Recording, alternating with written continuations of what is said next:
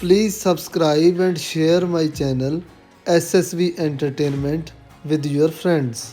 दोस्तों, चर्चा प्रोग्राम में मैं आप सभी का एक बार फिर बहुत बहुत स्वागत करता हूं।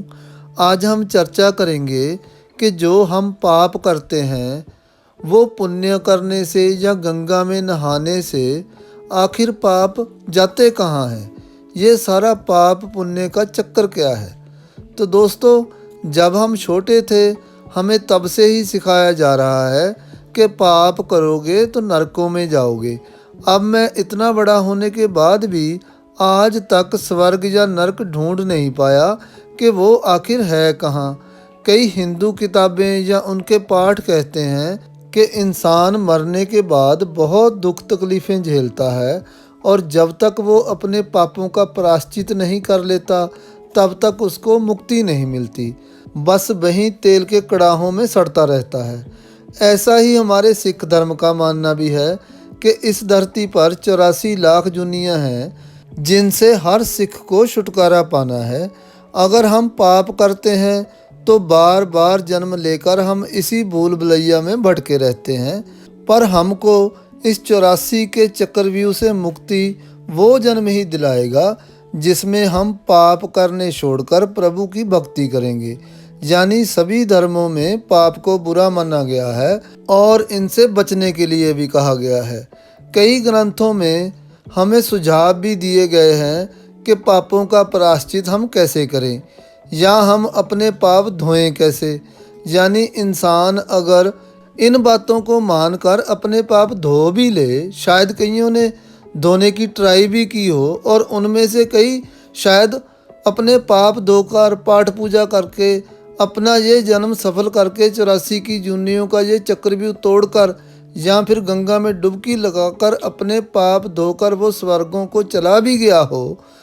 पर जब मेरे दिमाग में ये सवाल आया कि ये सब अगर किसी ने कर भी लिया फिर वो स्वर्ग में चले भी गए या उनको आगे कोई और परीक्षा देनी पड़ी, या अगर वो चले गए तो हमें कैसे पता चलेगा कि वो स्वर्ग कैसा है या कहाँ है, या वहाँ जाने की सिर्फ यही क्वालिफ़िकेशन है या कोई और भी है।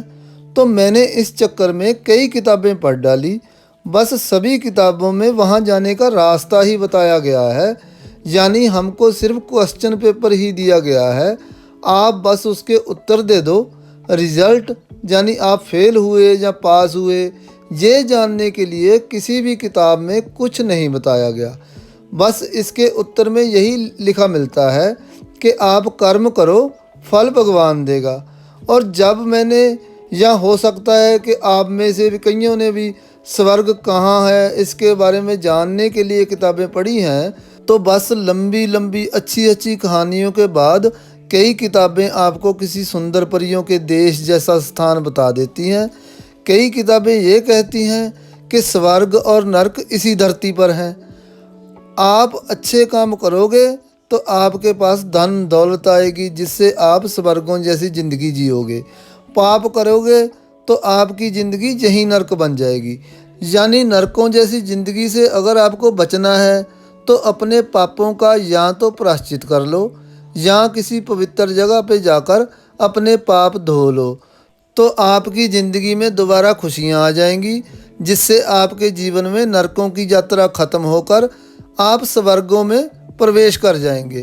पर इसके बाद ये सवाल आता है कि वो हिंदू धर्म की गरुड़ की कथा का क्या, जिसमें इंसान को मरने के बाद कितनी तकलीफ़ों से गुजरना पड़ता है, या फिर सिख धर्म के अनुसार अगर हम 84 लाख जूनी पार कर भी लें तो उसके बाद क्या है।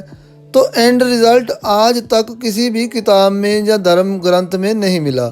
बस सभी में एक ऐसी मंजिल पर जाने की बात तो कही गई है कि जहाँ बुरा आदमी या पापी आदमी नहीं जा सकता। पाप धोने का तरीका भी बताया गया है, पर रिज़ल्ट मिसिंग है कि अगर हमने किताबों के अनुसार जीवन जीकर या पाप धोकर उस मंजिल की तरफ बढ़ना है, उसमें हम पास हुए या फेल। पास होने का तो पता नहीं, पर अगर हमारी ज़िंदगी पहले जैसी ही रहती है तो फेल का पता चल जाता है। या फिर कोई गुरु ज्ञानी लोग बता देते हैं कि अच्छा आपने ही अपना पेपर ठीक से नहीं दिया होगा, यानी आपने अपने पापों का प्रायश्चित अच्छे से नहीं किया होगा, इसीलिए तुम्हें इस नरक भरी जिंदगी से मुक्ति नहीं मिली। पर जो इस इम्तिहान में पास हो गए उनके बारे में हमें कभी भी किसी ने कोई जानकारी नहीं दी। तो कुल मिलाकर इस स्वर्ग नरक की भूल भुलैया का जो रास्ता हमें हमारे धर्म ग्रंथ बता रहे हैं वो ठीक है या गलत है, ये हमको कैसे पता चले? कहीं ऐसा तो नहीं कि हम जो कर रहे हैं वो सिरे से ही गलत कर रहे हों और हमें करना कुछ और चाहिए और वो भी किसी और तरीके से। अब पाप पुण्य का भी तो हमें पूरा ज्ञान नहीं है कि जिसे हम पाप कहते हैं वो असल में सच में पाप ही है या नहीं, या जो हम पुण्य करते हैं वो ही पुण्य है। मैंने इसी चक्कर में एक थ्योरी बनाई कि मान लो हमने किसी भूखे को खाना खिला दिया, ये सोचकर कि किसी की भूख मिटाना पुण्य का काम है। पर अब हमको ये कैसे पता चले कि भगवान ने उसे भूखा रखने की कोई सज़ा तो नहीं दी हुई, यानी भगवान उसको उसके पापों की कोई सज़ा तो नहीं दे रहा और हम उसको खाना खिलाकर कहीं भगवान के कामों में बाधा तो नहीं डाल रहे, यानी जिस काम को हम अच्छा समझ के कर रहे हैं कहीं वो काम ही भगवान को बुरा तो नहीं लग रहा, इसलिए वो हमसे गुस्से होकर कि अच्छा तुम मेरे काम में दखल दे रहे हो।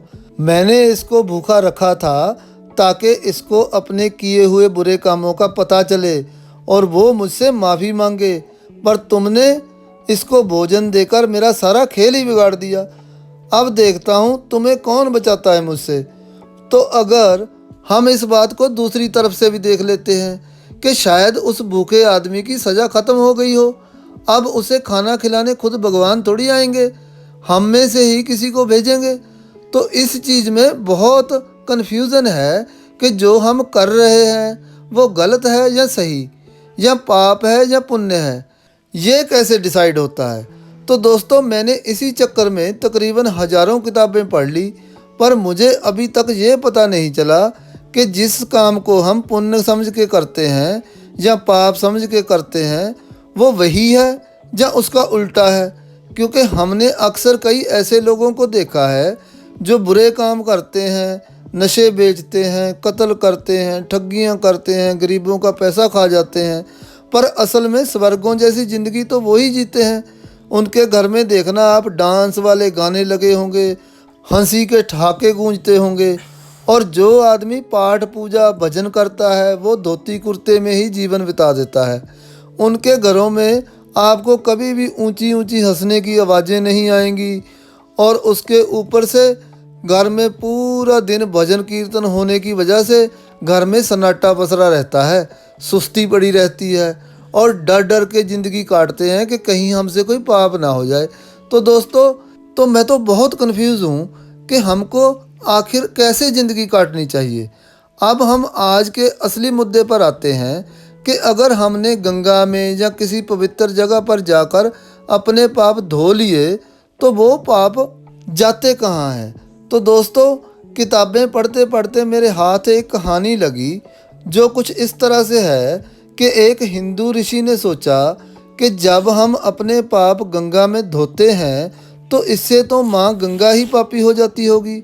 तो वो एक ऋषि था, इसलिए उसने भगवान शिव जी के आगे अरदास की और गंगा जी के पास जाकर उससे पूछ लिया कि माँ गंगा, जो पाप हम आप में आकर धोते हैं उससे तो हम आपको ही पापी बना देते हैं। तो माँ गंगा ने बताया कि मैं तो वो सारे पाप ले जाकर समुंदर में अर्पित कर देती हूँ। फिर ऋषि महाराज समुंदर के पास चले गए और उससे भी वही सवाल किया। तो समुंदर ने बताया कि ऋषि जी, उन पापों से मैं कैसे पापी हुआ? मैं तो उनकी भाप बनाकर उनको बादल बना देता हूँ, आप उनसे जाकर पूछो। ऋषि महाराज बादलों के पास चले गए तो बादलों ने कहा, महाराज इन पापों से मैं पापी कैसे हुआ? मैं तो उस भाप को पानी बनाकर बारिश के रूप में वापस धरती पर ही गिरा देता हूँ जिससे फसलें उगती हैं। तो ऋषि महाराज खेत में आकर फसल से पूछने लगे तो फसल कहती है, महाराज मैं पापी कैसे हुई? मैं तो अन्न पैदा करके इंसान को दे देती हूँ, फिर उसी अन्न को इंसान खाता है। तो ऋषि जी क्योंकि खुद एक इंसान थे, तो उनको भी यही समझ आया कि पाप चाहे हम गंगा में धो लें, वो वापस घूम फिर कर इंसान के पास ही आ जाते हैं। यानी असल में इस चक्रव्यूह से या 84 के गेट से निकलने का कोई भी रास्ता है ही नहीं। बस जो आपको ठीक लगे या जिससे आपको खुशी मिले और आपकी ज़िंदगी में सुधार आए, वो आपके लिए पुण्य है, भले ही वो दूसरों की नज़रों में पाप हो। तो दोस्तों, पुण्य पाप का जिसके भी पास कोई ठोस उत्तर या सबूत है, या कोई ऐसी किताब है जिसमें इसका उत्तर मिल सके, तो प्लीज़ मुझे कमेंट्स में उस किताब का नाम ज़रूर भेज देना, क्योंकि मैं सच में इसका उत्तर ढूंढ रहा हूँ। तो दोस्तों, आज की चर्चा में बस इतना ही। कल फिर मुलाकात होगी आपसे किसी और मुद्दे पर चर्चा प्रोग्राम में। तब तक प्लीज़ आप अपना और दूसरों का बहुत ख्याल रखिएगा। बाय बाय, टेक केयर दोस्तों।